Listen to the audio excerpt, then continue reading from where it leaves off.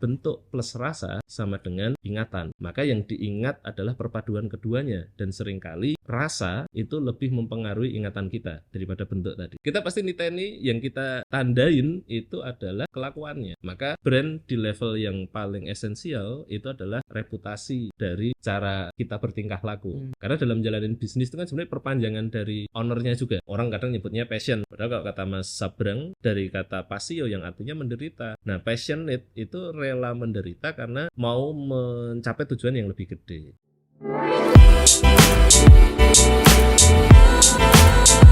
Oke, di sebelah saya ada Mas Dimas nih. Mas Dimas salah satu brand strategik yang saya kenal. Saya belajar banyak juga dari beliau nih. Kita udah kenal 10 tahunan kali ya Mas Dimas ya. Iya, kurang mungkin ya. Dan sekarang udah merambah ke banyak industri dan menjadi socialpreneur katanya ya. Kita mau ngobrolin apa aja nih ya Mas Dimas? Ini ya sedikit background dulu kali ya. Jadi kalau mungkin di posisi yang sekarang itu agar lebih mudah dikenal sama orang lain itu saya biasanya nyebutnya memang diposisikan brand strategis. Nah, kalau ditarik mundur dulu awalnya karena saya kuliah di DKV, seneng di komunikasinya, kemudian ke arah ke visualnya. Ditarik mundur lagi, itu dulu saya awalnya desainer grafis otodidak, di mana waktu itu nggak ngerti desain grafis kayak apa, industrinya kayak gimana, sekolahnya di mana, itu nggak ngerti kabeh. Karena waktu itu nggak sengaja, dan lucunya adalah waktu itu di tempat yang harusnya saya nggak belajar desain, yaitu di sebuah pondok pesantren. Aku kudune macane kitab, kudune macane kitab kuning kan. Ini ya. Arab Gundul ya. Malah sina warna kuning, warna hijau dan seterusnya. Nah, waktu itu ada percetakannya. Saya lihat di situ dan kayaknya seru sekali si desainer grafis yang waktu itu di situ. Kerjaannya itu kayak ngutak-utik gitu, kok bayarannya kok luwih gede daripada sing sini sing ngetak-ngetik gitu. Dari situ saya belajar, terus singkat cerita adalah otodidak, terus seneng sama desain grafisnya. Terus beberapa tahun berikutnya dapat kesempatan bisa kuliah, ya wes udah menentukan kuliah di DKV. Nah, emang lucunya rata-rata yang masuk DKV itu kan seneng gambar, artsy gitu ya. Kemudian masuk ke jurusan DKV yang itu juga sering disebut salah satu jurusan yang seneng sama seni gitu loh. Sementara saya waktu itu masuk bentukannya lebih kayak anak rohis daripada anak artsy. Itu. Kalau ada insertnya, wah itu kelihatan banget. Sangat cupu, tidak relevan dengan skena waktu itu. Yang gondrong dan seterusnya, plus nggak bisa gambar.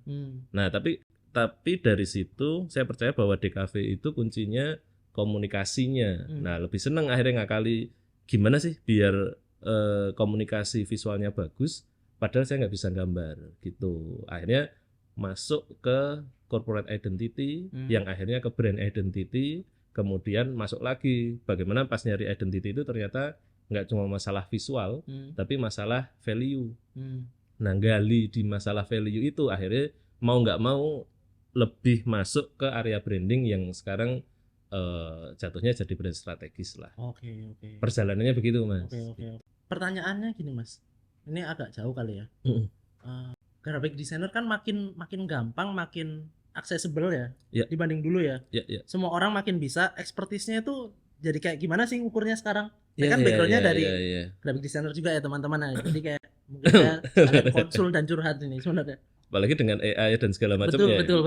Artinya kalau pengen tahu, kalau dulu kan masih kelihatan nih, oh ini graphic designer baru lulus atau masih kuliah, itu kelihatan tesnya kayak apa gitu loh. Sekarang ada Adobe Firefly, ada AI-nya yang udah terinstall di Photoshop. Kita nggak tahu ini karya yang dihasilkan butuh waktu berapa lama gitu kan. Nah, menurut saya di level teknis itu percepatannya luar biasa karena teknologinya juga lagi ke sana.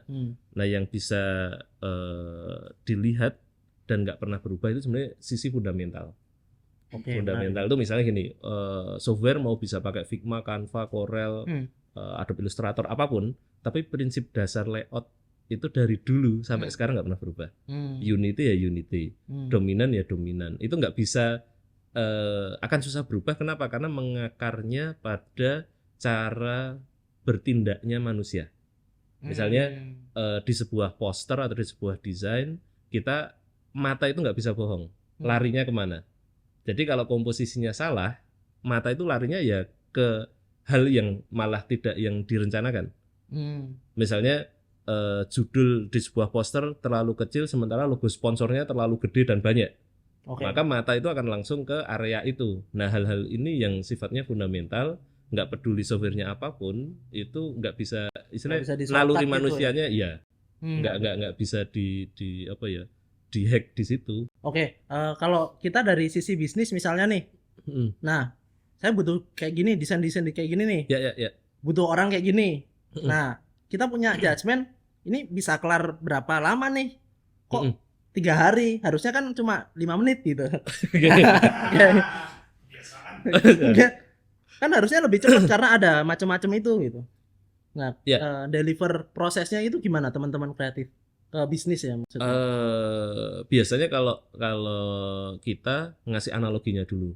Ini kita kasih analogi paling sering tuh sama dengan kayak profesi chef. Nah, profesi chef itu kan kalau misalnya chef Juna sama chef Jono itu kan ya beda ya. Dari apa yang dimasak, detailing, termasuk apa yang dimasak dan siapa yang membeli masakannya beda. Jadi sebenarnya graphic designer juga punya layering yang berbeda seperti itu. Ada yang butuh sampai detail banget secara strategi, secara istilahnya benar-benar harus matang banget baru disajikan. Tapi kalau mau bikin warung penyetan, ya kan nggak perlu logonya sefilosofis apa sih gitu loh. Nah, ada kebutuhan yang berbeda. Jadi yang pertama kita sampaikan adalah sebenarnya level kebutuhannya di level yang mana, dan treatment yang cocok itu sebenarnya treatment yang seperti apa. Nakar kebutuhannya berarti tergantung bisnisnya ya sebenarnya. Nakar kebutuhannya betul tergantung ke skala bisnisnya seperti apa. Karena kan seringkali sekarang ngomong UMKM nih misalnya, seolah-olah semua yang di area UMKM itu sifatnya sama. Padahal UMKM sekarang batasnya berapa Mas? Penghasilan di 5M lah. 5M, 4,8 ya berarti 4,8 selama setahun. Setahun. Nah itu kan ada yang penghasilannya 100.000, ada yang 100 juta. Betul. Ada yang mendekati 1M, ada yang sudah mendekati di 5M. Tentu kebutuhannya berbeda, sehingga treatmentnya juga pasti akan berbeda, baik secara desain ataupun secara branding. Gitu. Buat teman-teman bisnis biar naker, oke aku butuh resource yang kayak gini nih, atau tim kayak gini nih, itu gimana secara kreatif? Kalau dulu karena kita pengennya jualan desain, ya kita akan selalu ngiming-ngimingi. Berarti desainnya harus gini gitu. Ini kalau dibikin packagingnya gini, nanti lakunya lebih akan meningkat. Kenceng. Ya, itu pasti saya yakin hampir semua graphic designer, mungkin Mas Bibi ngalami juga gitu. Fase-fase kita jualan gitu ya. Yang sebenarnya tidak salah tapi belum tentu tepat. Nah, dampaknya tidak di jangka pendek tapi jangka panjang. Misalnya ternyata si klien percaya ngambil tindakan itu tetapi tidak berdampak ke bisnisnya. Sehingga reputasi kita malah yang dipertaruhkan. Itu kalau ngomongin ke sisi kreatornya ya. Dulu ya nah iso didol ya didol gitu loh. Tapi kalau sekarang cara nakar kebutuhan dilihat, kalau saya malah urutannya selalu ngomongin sellingnya dulu, marketingnya dulu, baru brandingnya. Gitu. Karena kalau ngomongin selling itu ukuran paling jelas bahwa si bisnis itu sudah bisa menghasilkan atau belum.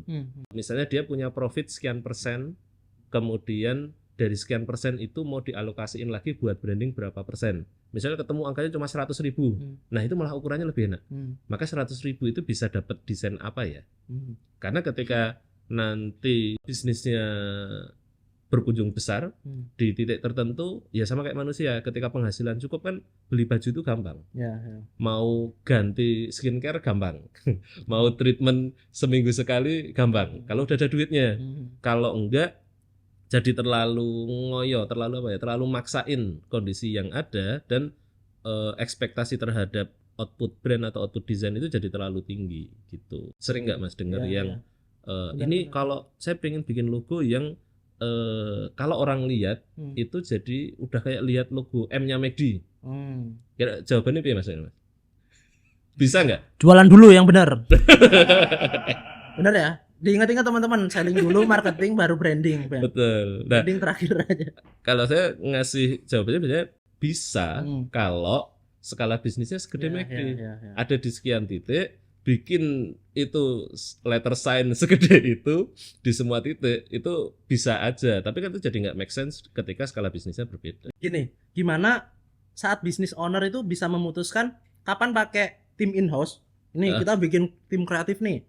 Atau ya udah dilempar ke agensi aja buat nge-handle ini semua gitu. Itu pertanyaan yang seringkali juga muncul di calon klien ataupun klien kami. Kapan gunain tadi agensi atau pihak ketiga atau bangun tim? Betul. Nah, dua-duanya ada konsekuensinya. Kalau pakai agensi atau pihak ketiga, kecenderungannya waktunya lebih cepat, hasilnya lebih bagus, ongkosnya pasti lebih mahal. Betul. Kalau in-house, ongkosnya lebih terjangkau, tapi waktunya lebih lama untuk bangun. Kemudian hasilnya itu juga bisa bagus tapi pakai proses bertumbuh. Artinya kan yang satu bisa cepat tapi biayanya mahal, sedangkan yang satunya pelan-pelan tapi nanti secara biaya lebih terjangkau. Nah, cara mau milih yang mananya gitu ya. Cara milih yang mananya dilihat itu kebutuhannya, momentumnya lagi seperti apa. Misalnya momentumnya ini bisnis alhamdulillah jalan, tiba-tiba dapat investor gede. Nah, ini kan berarti butuh cepat melakukan perubahan, berarti melakukan pihak ketiga lebih tepat. Tapi kalau bisnis ini lagi merintis, lagi apalagi rata-rata teman-teman UMKM itu bergerak bukan melihat kebutuhan market, tapi aku bisa bikin apa. Akhirnya nggak kerasa 5 tahun tuh bikin jualan apa yang bisa dibikin yang belum tentu kebutuhannya cukup untuk memutar roda bisnisnya. Nah, ini kan kebutuhannya beda tuh Mas, gitu. Bahkan ada beberapa hal yang kalau dari kami itu malah mending jangan sekarang. Misalnya, Mas aku pengen redesign logo nih gitu. Sementara setelah kita analisis kebutuhannya dia tidak merubah logo. Karena ketika ngopo kok pengen ganti logo biar penjualannya naik. Nah, ini kan agak susah ya. Kayak Mas, saya mau operasi plastik biar apa? Biar habis ini jadi selebriti. Ya iso sih gitu loh. Tapi kayaknya nggak cuma tampang yang dibutuhkan, pasti butuh hal-hal lain lah gitu loh yang untuk bisa sampai di titik itu. Nggak match ya, pengen ganti logo biar penjualan naik itu nggak match teman-teman. Betul, karena logikanya selalu ya kayak manusia itu logo kan di wajahnya. Dia merubah wajah bisa nggak? Bisa. Tapi biasanya merubah sifat itu nggak bisa. Oke. Nah, yang dilihat orang, kita ngelihat orang lain, kita ngelihat temen itu yang dilihat pasti wajahnya, yang diingat sifatnya.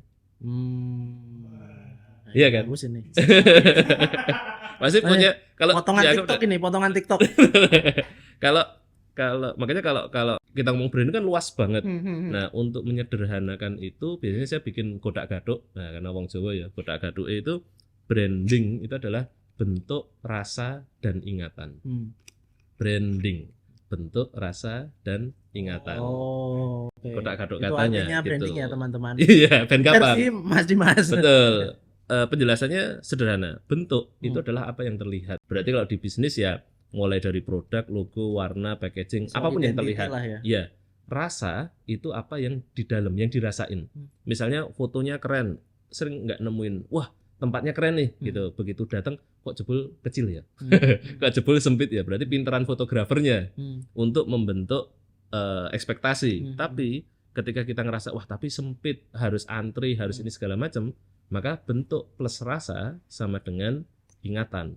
Maka yang diingat adalah perpaduan keduanya, dan seringkali rasa itu lebih mempengaruhi ingatan kita daripada bentuk tadi.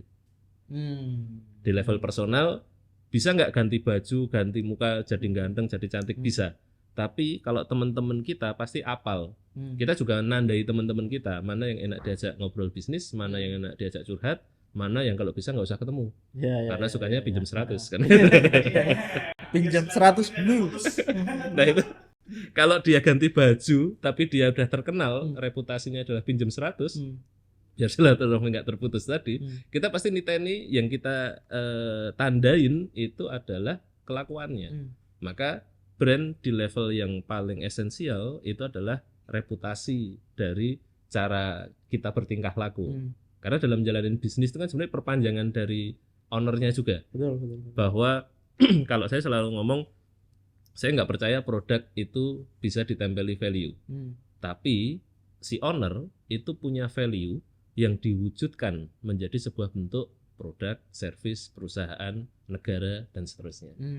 Maka menemukan value dari si owner atau si founder itu jauh lebih penting untuk memberi keselarasan ke produknya itu sebenarnya mau ngomong apa sih gitu. Kalau Mas Dimas lihat industri peragensian saat ini gimana sih Mas? Peragensian ya? Ya, peragensian. Kalau per dunia kreatif Anda. Oke. Menariknya gini, agensi bagian dari industri kreatif. Nah, saya selain Godak Gadok juga seneng epistemologi atau epistemologi ya. Mencari akar kata gitu loh. Akar katanya industri kreatif itu seringkali yang pertama adalah teman-teman belajar atau senang di kreatifnya tapi nggak mau belajar industrinya. Oh ya. Sama dengan hobi desain. Kreator gitu ya. Ya, hobi desain itu sebenarnya beda dengan bisnis desain. Karena kalau hobi desain ya terserah, yang penting senang gawe desain. Tapi begitu ngomong bisnis desain berarti ada sisi desainnya, ada sisi bisnisnya. Komersilnya di mana itu nggak dipelajari kalau di kampus DKV gitu. Cuma disuruh bikin aja. Jualinnya bingung nih. Betul. Ditarik lagi akar katanya. Kreatif, creating, create. Jadi jebakannya adalah seolah-olah kita harus selalu menciptakan sesuatu yang baru. Padahal definisi yang lebih tepat adalah menemukan kebaruan, bukan menciptakan sesuatu yang baru. Karena sesuatu yang baru belum tentu dibutuhkan juga kan. Seringkali gitu. Saya nggak mau bikin bisnis kuliner apa ya? Apa yang belum ada ya? Nah, yang belum ada itu kan butuh diperkenalkan, ongkosnya lebih mahal. Sama halnya dengan peragensian tadi. Seolah-olah begitu tren sosmed naik, agensi sosmed naik kencang. Branding naik, agensi branding naik. Logo naik, desainer logo menjamur di mana-mana gitu ya. Nah, karena di level creating itu lebih mudah daripada maintenance. Sekarang kita langsung yuk Mas habis ini bikin agensi bisa. Kartu nama tak tulis CEO dengan CEO bisa nggak? Bisa. Karena saking mudahnya industri kreatif itu dimasuki. Barrier to entry-nya hampir nggak ada. Kayak tadi kita nggak bisa bedain mana yang lulusan DKV, mana yang tanpa mengecilkan ya. Tapi kita nggak bisa bedain sisi kualitasnya. Dari mana kita bisa ngeliat portofolio sekarang pakai AI bisa, gitu kan? Melihat peragensian nyatanya lebih banyak yang gugur daripada yang bertahan. Karena di industri kreatif salah satunya peragensian ya. Kita ngomong misalnya industri kreatif yang lain, kita ngomong stand up comedy misalnya. Itu kan kayak kayaknya gampang nih gitu kan. Sehingga semua orang merasa aku bisa nih gitu loh. Padahal ada hal-hal yang sifatnya teknis, sifatnya butuh jam terbang dan seterusnya yang akan menyisir, mengerucutkan siapa yang sebenarnya akan bisa bertahan di industri ini. Maka agensi hari ini segitu mudahnya dibuat, tetapi nggak banyak yang kuat. Kalau mungkin teman-teman masih belum kebayang, bisa diceritain nggak yang 10 tahun lalu itu kayak gimana agensinya? Iya. Tahun ini tuh sekarang kayak gimana gitu agensinya? 10 tahun lalu itu sosmed apa ya? Masih Facebook. Enggak Mas, itu 20 tahun yang lalu itu. Facebook kali ya. Facebook, Instagram udah naik belum? Masih square gitu. Masih gitu kan, masih galeri foto yang mulai banyak orang pakai. Saya lupa tahun berapa Android bisa pakai Instagram. 2000 berapa ya? Nah, itu meledaknya kan di situ. Sebelumnya sangat eksklusif untuk pamer kalau punya iPhone kan. Gitu. Dulu kan pakai Instagram gitu. Tadi apa Mas? Ngomongin 10 tahun yang lalu. Ya, 10 tahun yang lalu demand untuk peragensian itu baru di area advertising dan areanya adalah mainstream media. TVC dulu banyak. TVC. Nah, sehingga untuk membuat sebuah produksi TVC itu rumit, biayanya mahal, alatnya harus banyak, singkat cerita kompleks. Nah, karena itu kompleks, nggak banyak yang bisa, bahkan bikin PH sendiri kayaknya nggak mungkin. Ya, kapital lah ya. Betul. Sehingga cara untuk masuk ke industri itu harus istilahnya masuk ke perusahaan yang bergerak di bidang itu. Masuk ke sebuah perusahaan, challenge-nya adalah mau nggak untuk ngikut culture yang ada di situ. Dan di proses itulah yang nggak banyak orang mau untuk melakukan jalan yang panjang itu. Makanya dulu istilahnya kalau di agensi lembur itu hal yang biasa bahkan wajib. Nah, nggak lembur malah dibilang aneh dan seterusnya gitu. Entry barrier-nya lumayan tinggi. Kemudian era sosial media dan digital itu bergerak bersamaan. Hal-hal tadi, terutama digital, itu ilusi pertama kita adalah apa-apanya gratis. Benar nggak? Ya benar. Sehingga semudah itu kita bikin email, semudah itu kita bikin sosmed, kemudian banyak orang yang merasa butuh dibantu sosmednya, kan demand-nya tinggi, dan membutuhkan alat yang lebih sederhana dibandingkan bikin production house kayak tadi.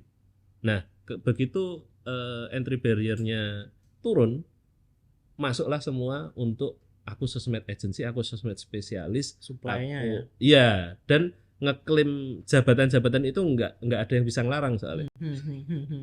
Kalau kita misalnya saya ngaku dokter Dimas itu berarti resikonya antara diseneni atau ditangkap polisi kan gitu, karena pasti habis itu malpraktek lah pasti gitu. Atau dokter branding mungkin. Yo, Wiroto ngaku-ngaku juga gitu. Nah, permasalahan itu saya dapatnya ketika dulu join di ADGI, Asosiasi Desainer Grafis Indonesia, asosiasi yang ngurusi keprofesian desainer grafis. Salah satu permasalahannya adalah isu keprofesian itu sertifikasi. Sertifikasi itu ada 4 level, paling tinggi itu mandatory, itu adalah salah satunya dokter, lawyer, arsitek yang mereka punya resiko nyawa sehingga harus tersertifikasi sebelum bisa praktek. Desainer itu di level paling bawah, namanya voluntary. Jadi ono syukur ono apa-apa, sing penting iso kerja gitu kan. Sialnya di situ gitu. Sehingga bagus banget. Mau diupayakan seperti apapun secara sertifikasi, mbok yakin sekarang nilai kayak apapun, misalnya ngelamar di Krimin aja, nggak pernah dilihat nilainya.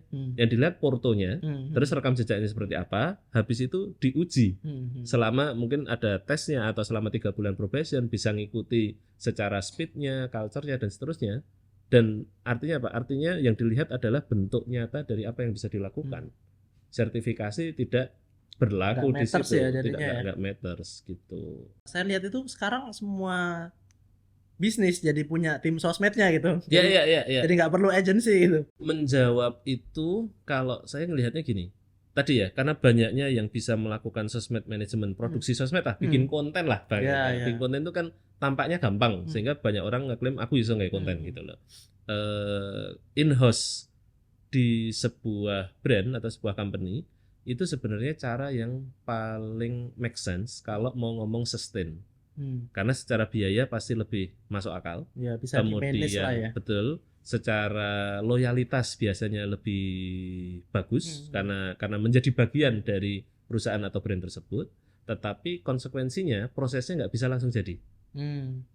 Makanya sering grooming perlu di grooming. Ya, nah peran agensi yang tadi yang istilahnya di level profesionalnya itu sebenarnya bisa tetap dibutuhkan untuk menemani satu di level strategik, yang kedua untuk membantu transisi. Dan sebenarnya kalau di agensi yang saya jalankan baik di McMurrow Studio ataupun di Corner Advisory, hal itulah yang kita tawarkan ke klien, bahwa kita expertnya di level mana sih? Di level strategik. Strategik itu ibaratnya ya bikin rencana perangnya mau ngapain. Tapi kalau mau bikin prajurit, ya paling bagus itu prajurit yang nasionalis, bukan yang prajurit bayaran kan gitu. Tapi di saat-saat tertentu yang butuh geraknya cepat dan kebetulan ada dananya, ya pakai tadi tentara bayaran itu memang lebih efisien. Sebagai bridging ya. Iya. Ready baru dilepas gitu. Betul. Kalau sekarang service di level strategik yang kita tawarkan ada 3 hal. Yang pertama strategi, yang kedua koordinasi, yang ketiga rekomendasi.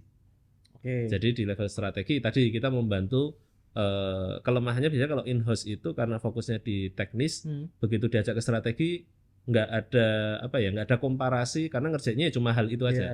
Kadang di level strategi kita butuh yang istilahnya outsider gitu loh, sehingga bisa ngasih masukannya lebih fresh dan nggak ada tendensi, kan sering ya misalnya di business owner yang cukup dominan, terus ketika ngomong ke timnya kayak bikin kayak gini bagus kan, ya, timnya mau bilang apa? Bagus. Enggak di sini nggak terjadi kayak teman-teman ya. Tempat lain, tempat lain itu sering terjadi dan sebenarnya wajar. Kenapa? Benar. Karena di level owner itu dia belonging sama apa yang dia bikin. Betul. Dia bahkan nggak punya jam kerja gitu loh.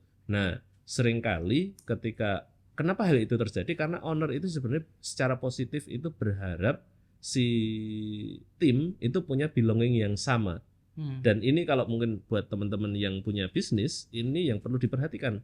Bahwa ketika kita mendelegasikan sesuatu ke orang lain, jelas itu outputnya akan di bawahnya kita. Okay. Secara effortnya, secara kualitasnya. Karena kalau kualitasnya sama, orang itu nggak mungkin jadi tim kita.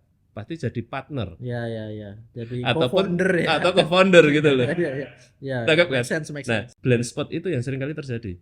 Bahwa timku nih lo nggak bisa kerja gini gitu loh. Padahal level belongingnya yang berbeda. Harusnya dijadiin co-founder gitu ya, baru kerjanya nanti. Tapi beneran di klien kami salah satunya ada yang begitu. Jadi ada satu karyawan yang dia sangat belonging banget, yang akhirnya sekarang jadi co-founder. I see. Gitu. Jadi sebenarnya nggak ada ruginya untuk totalitas di sebuah pekerjaan, karena ibarat tanaman itu kalau tanamannya gede dan membesar, maka potnya itu pasti yang otomatis diganti. Oke, ya. Tapi tapi kan di perusahaanku ternyata nggak sanggup untuk menampung kehebatanku ini, gitu kan. Kalau kamu beneran bagus, yang akan nyulik itu banyak.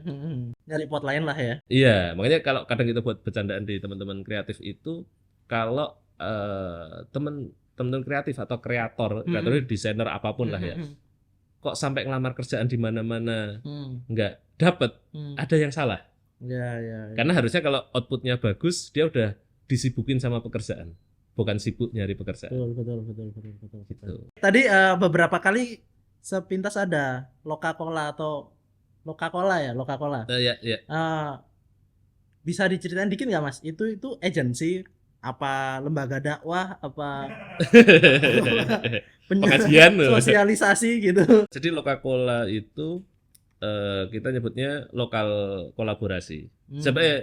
Loka-Cola itu berawal dari kata lokal kolaborasi. Terus kita singkat jadi Loka-Cola. Awalnya dari mana? Awalnya adalah sebenarnya tadi yang sempat ditanyakan Mas Bibi tadi. Misalnya mending mana sih, in-house apa agency misalnya. Kemudian yang sering terjadi di klien kami adalah setelah selesai proses rebranding atau proses brand identity jadi, mereka nanya, "Yuk ngopo ya? Habis ini gimana? Kemudian yang bisa ngerjain siapa?" Nah, ini kan permasalahan yang sering kali terjadi ya. Udah dibenerin bajunya, dibenerin arahnya, tapi nggak ada tim yang support. Karena kita biasanya bisnis modelnya beli putus gitu. Betul, beli putus. Ataupun kalau mau nerusin sama agensi biayanya terlalu mahal. Jadi nggak make sense juga gitu loh. Kita juga akan menjadi beban, bukan menjadi support yang tepat. Nah, akhirnya muncullah di situ. Awalnya sebenarnya Loka-Cola itu dari semacam talent management. Talent management dari tim dan circle kita yang ada. Kemudian awalnya project sharing. Project sharing itu misalnya Mas Bibi ngasih kerjaan ke kami, ke saya, terus timku itu kurang, akhirnya kan pasti jawilan loh. Dan sebenarnya kalau di Jogja ini hal yang sangat wajar gitu loh. Bisa nggak bantuin aku dan seterusnya. Dan yang jadi masalah biasanya adalah temen yang deket itu belum tentu temen yang cocok untuk area profesional. Cocoknya nongkrong, ngopi ya. Buat ngopi gitu loh. Buat kerjaan biasanya belum tentu pas gitu loh. Nah, akhirnya kita bikin jaringan talent management ini yang sifatnya kualitatif. Jadi kita akan ngecek dulu secara portofolio, secara skillnya dia sampai mana, pernah ngerjain apa, dan dia pengen ngerjain scope yang mana aja. Karena graphic designer itu juga dianggap nabi, jadi kayak iso kabeh. Ya. Desain, bahkan kadang ditanya, "Mas, produknya bagusnya gimana ya?" Nah, ya. Jadi R&D ya. R&D. Beberapa minggu kemarin saya ditelepon gitu. Tiba-tiba telepon terus, "Mas, jadi gini, saya punya tempat gini. Bagusnya produknya apa ya?" Batin ini salah telepon gitu. Itu di luar kapasitas kami dan seterusnya. Nah, hal-hal itu kan sering terjadi, dan di level SDM kreatif atau teman-teman kreator, desainer dan seterusnya, saking banyaknya yang ada talent pool ini ya berarti. Ya, tapi nggak ada sistem filternya. Jadi ketika bikin lowongan pun itu yang daftar bukan standar yang kita butuhkan, tetapi karena sudah harus deploy tim, akhirnya ya udah itu diambil. Itu kan sering banget. Iya benar. Ya udah gitu aja, diambil nggak kerasa 3 tahun tuh di situ. Gitu. Sementara kalau kita ngomong marketing hari ini ya salah satu ujung tombaknya visual. Sehingga visual itu lucunya ya kayak musik. Jadi dia akan menarik orang yang frekuensinya sama. Maka ketika kita mau ngincernya, pengennya segmennya di sini, tapi taste visualnya di sini, ya yang sini nggak bisa ngerasain itu. Berarti kita sebagai bisnis tahu ya, aku butuh yang kayak gini nih. Nah, Mas Dimas punya kriteria talent poolnya. Ini tingginya berapa? Betul. Putih atau enggak? Betul. Rambutnya panjang atau pendek? Gitu. Talent yang mana nih? Ya. Kayak agency gitu. Agency ya. Yang kita lakukan dulu kualitatifnya gitu, Mas. Jadi kalau ngomongin apa yang kita lakukan di Lokakola, awalnya adalah karena project sharing, kemudian kebutuhan talent ternyata makin meningkat. Nah, kita akhirnya nyari, dulu itu kita nemu talent yang bagus lewat apa ya? Akhirnya kita lihat-lihat lagi, oh ternyata bukan lewat lowongan, tapi lewat kelas magang. Kelas magang yang seperti apa? Kelas magang yang disetting untuk jadi kelas profesi. Kelas profesi itu dulu ternyata nggak sengaja kita bikin untuk melihat si waktu itu mahasiswa ini sebenarnya kalau di DKV kan semuanya dipelajarin, tapi sebenarnya kita punya kecenderungan mana yang kita kuasai, mana yang kita concern kuat gitu ya. Si anak ini diminta untuk selama magang kamu mau belajar apa, kita yang bantu menuju ke sana. Terus dalam waktu 2-3 bulan ternyata selain kita nemu skillnya yang cocok apa, terus kita lihat kesesuaian value-nya.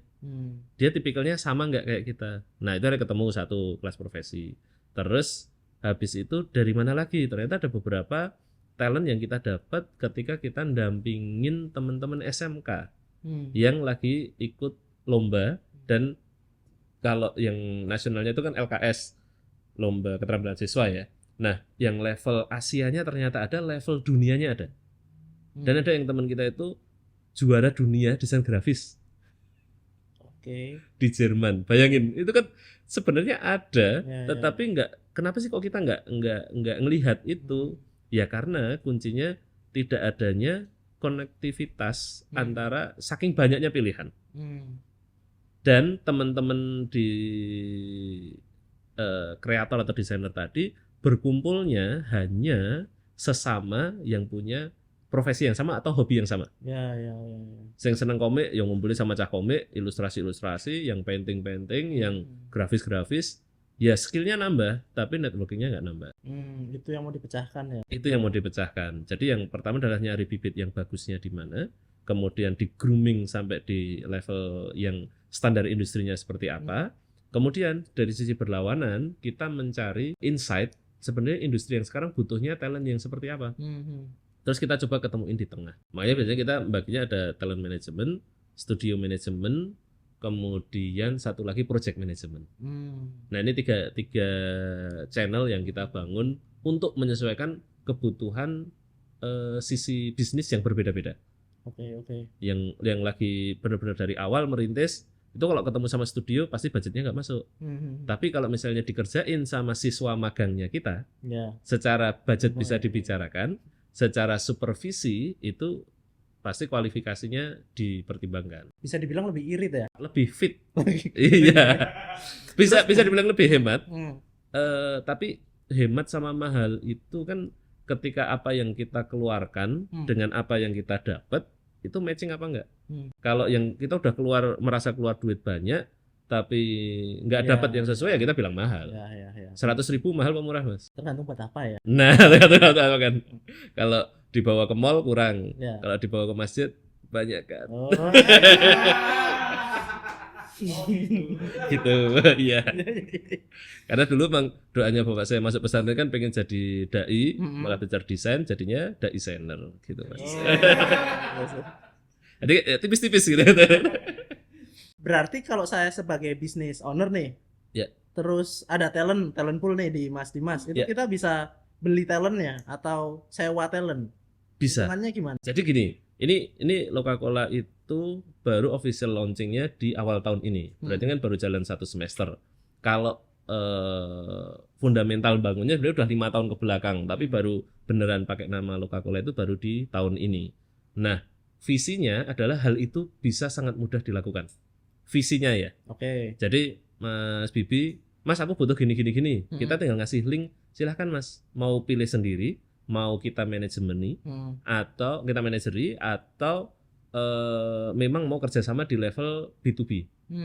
Nah itu ada beberapa pilihan yang bisa dilakukan. Challenge-nya karena kita kualitatif, berarti prosesnya nggak secepat buka lowongan untuk driver ojol.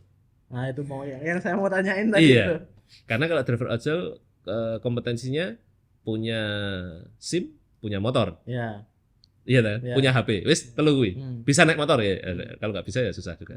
Terus ini kan sangat mudah dilakukan. Makanya banyak startup lain yang mencoba misalnya jadi aplikasi nyari tukang misalnya.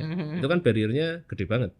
Karena nggak semua tukang itu butuh pekerjaan. Karena kalau yang jago-jago itu udah malah sibuk bekerja. Betul nggak? Iya betul. Misalnya dia aku mau mungkin secara teknologi agak susah menyesuaikan, atau ya tadi bisa teknologi nggak punya pekerjaan tapi juga nggak punya skill. Nah resikonya lebih tinggi gitulah. Sehingga yang coba kita dulu ada yang nyaranin udah mau dibikin platform, dibikin aplikasi dan seterusnya gitu ya. Pada akhirnya itu sudah banyak yang melakukan dan belum menjawab beberapa permasalahan yang spesifik mengenai kualitas. Sekarang mungkin ada platform desain kayak 99 Designer atau 1000.com, itu kan sebenarnya menjawab masalah tadi. Ya. Kasih solusi juga bikin kayak gitu. Solusi bikin itu juga. Oke. Nah, itu kan sifatnya pasti kuantitatif. Nah, kami mencari blue ocean-nya di kualitatif. Karena pengalamannya ketika kuantitatif ya mungkin teman-teman sudah banyak yang melakukan yang lain. Nah, kita coba ngelakuin yang menurut kita itu dibutuhkan untuk sustainability. Meskipun itu akan susah di scale-nya ya karena kualitatif ya. Betul. Itu challenge keduanya. Jadi memang awal mulanya si Lokacola itu dari satu project yang tak kasih nama mendesain desainer. Jadi yang didesain itu desainernya gitu kan. Dan waktu itu tak niatin memang jadi lifetime project. Nah, lifetime project ini sifatnya satu penuh kesadaran bahwa ini mungkin nggak langsung jadi duit, itu satu. Yang kedua prosesnya akan panjang, nggak mungkin selesai dalam waktu setahun 2 tahun. Tapi yang ketiga itu adalah hal yang akan rela dan akan memberikan kebahagiaan buat saya yang jalanin sampai usia berapapun. Jadi dulu ada pertanyaan gitu, lifetime projectmu atau gini, mau sampai kapan megang mouse, mau sampai kapan megang laptop, itu ada di titik tertentu kita akan merasakan lelah di situ. Terus pertanyaannya dibalik, apa yang mau kamu lakukan sampai di usia mungkin 70 tahun, 80 tahun, yang itu kamu akan tetap menikmati apa yang kamu lakukan. Nah itu yang kemudian coba tak ambil menjadi lifetime project, dan memang ada kecenderungan senang untuk bantuin teman-teman ini menemukan potensi terbaiknya. Oke. Gitu sih Mas. Mantap sih, mantap. Tepuk tangan teman-teman. Ya. Biar tampak mulianya gitu. Ya, ya. Kan kita misalnya nge-talent 100, ntar sisa berapa kayak gitu. Iya. Bahkan ini ada yang sering ngomong, "Lah Mas, kalau kita didik terus dia pinter, biasanya dia pindah." Bener nggak? Iya. Sehingga ngapain kita didik tim? Nanti kalau udah dididik dia pinter, pindah ke perusahaan yang lebih gede. Nah, balik ke kalau di karena kita muslim ya nawaitunya ngono lho. Niate apa sih ngono lho. Niatnya wah ini jadi kayak dakwah beneran ya. karena kalau di kacamata itu kita ngomongin pekerjaan, pendapatan, karyawan dan seterusnya, itu kan kita selalu ngomong hal yang baik itu adalah rezeki kan gitu. Nah, pertanyaannya adalah kita itu menjadi produsen rezeki atau menjadi distributor rezeki. Kalau kita produsen rezeki berat karena saingannya malaikat. Benar. Iya kan? Tapi kalau kita distributor rezeki, maka ketika orang itu pindah, berarti kita tugas distribusinya selesai. Berarti nggak perlu bingung karena kita pasti akan diganti oleh tugas distribusi yang lain lewat kirimin aja. Karena kita bantu distribusi. Iya. Nah, tapi ini udah memang levelnya di apa yang kita yakini, apa yang kita percaya gitu loh. Dan ini nggak bisa dipaksain. Makanya ketika kok kamu ngelakuin ini sih, beberapa teman juga akan ngomong kamu kurang kerjaan dong. Iya, ngapain? Ngapain gitu. Menurutku karena apapun yang kita lakukan itu karena kita nyari benefit. Nah, benefit itu memang salah satunya profit gitu loh. Tapi benefit yang lain adalah ada apalagi di sisi industri kreatif ya, selalu ada dorongan untuk mencari sesuatu yang membuat kita bahagia.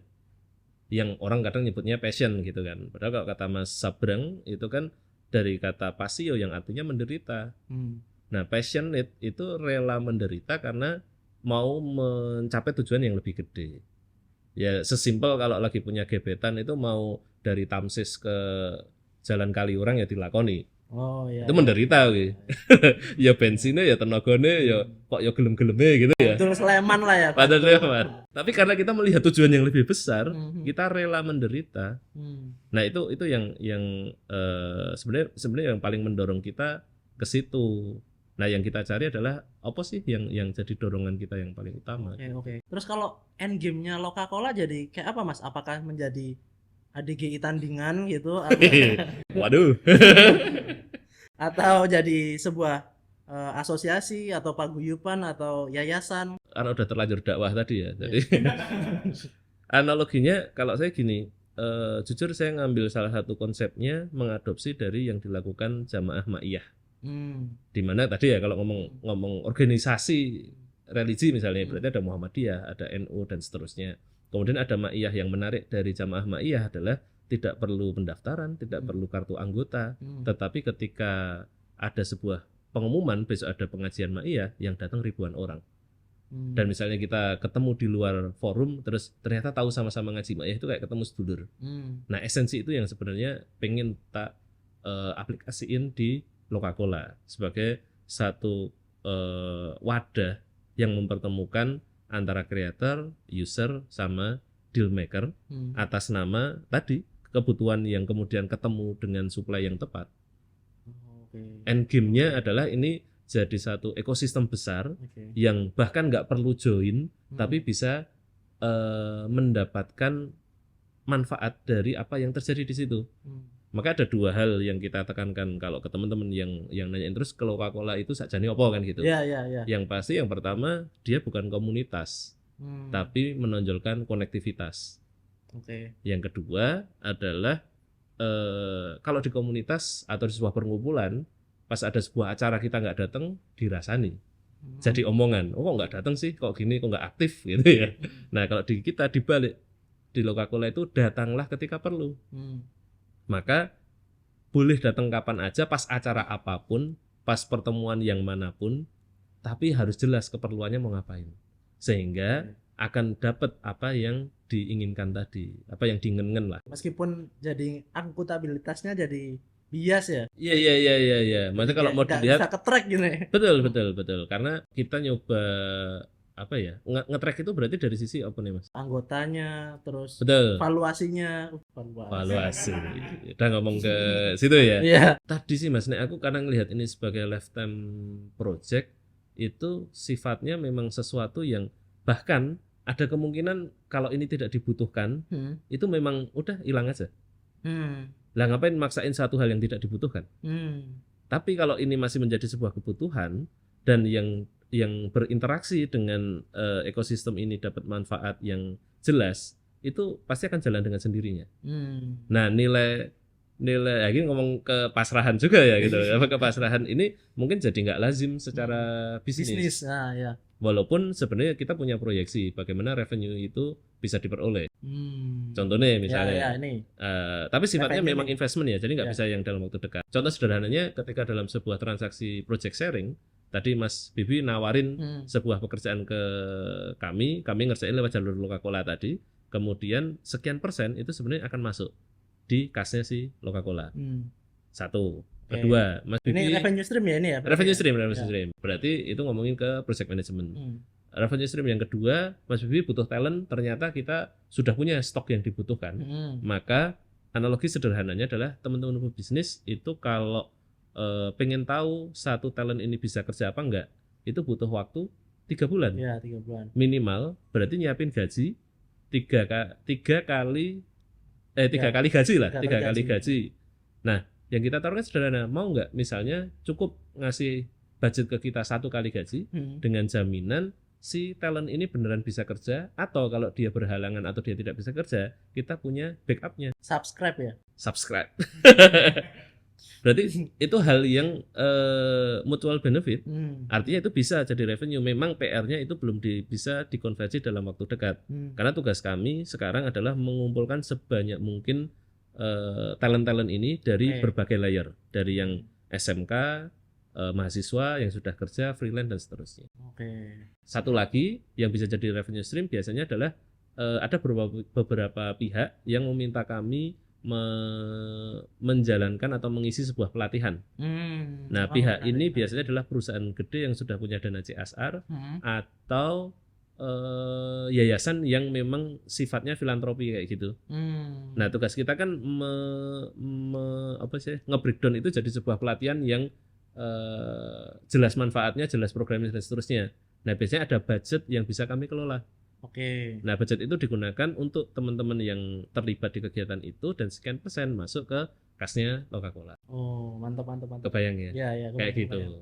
Jadi sebenarnya ini jadi pilihan ya teman-teman ya, agensi gotong royong kali ya ini. Iya. Agak luas, jadi di layer talent dapat, di layer si korporat juga dapat sebenarnya. Betul. Makanya ada beberapa orang juga menganggap ini agak terlalu utopia gitu loh, utopis gitu. Yo, apik sih, tapi piye carane kan gitu. Ya balik lagi, kalau time frame-nya kita bikin setahun 2 tahun nggak bakal berhasil. Tapi kalau kita melihat ini, saya terutama melihat ini memang menjadi sebuah visi gitu, sebuah perjalanan yang sifatnya panjang, maka hal-hal tadi ya jadi rela dilakukan gitu sih. Thank you Mas Dimas. Keren banget. Mungkin ada beberapa kata yang mau disampaikan buat ini sih, lebih ke talent kali ya. Ke siapa ini berarti? Teman-teman yang baru mulai karir. Buat teman-teman yang mau bahasanya mungkin berkarir di industri kreatif, itu fokuslah jadi produk yang baik, jadi produk yang bagus. Karena seperti yang tadi saya sampaikan, ibaratnya sebuah tanaman, maka tanaman yang tumbuhnya bagus, potnya yang menyesuaikan.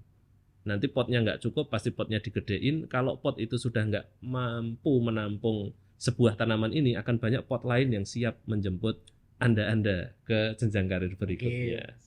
Gitu. Mantap. Sekarang buat bisnis ownernya. 2 ya. Agak berat karena jujur saya pun secara bisnis ngerasa kalau di level produksi kreatif itu kita tahu nih, karena mungkin udah sekian tahun jalannya. Di level bisnis itu kita juga banyak boncosnya lah gitu loh Mas. Masih banyak berantakannya. Tapi kalau boleh ben ada quote lah ya. Kata dasarnya bisnis atau akar katanya itu adalah urusan. Maka sebaiknya bisnis itu diurusin, jangan ditinggalin atau diserahkan ke orang lain yang tentu saja cara ngurusnya pasti beda dengan kita yang mengawali. Gitu Mas. Kamera. Thank you banget Mas Dimas, hari ini udah datang ke sini. Kita ketemu lagi soon. Mungkin bahas dakwah kali ya teman-teman ya. Jangan lupa di follow IG-nya Coca-Cola. Atau mau adlib dulu? @Coca-Cola Circle di IG. Kita atau biasanya ada website?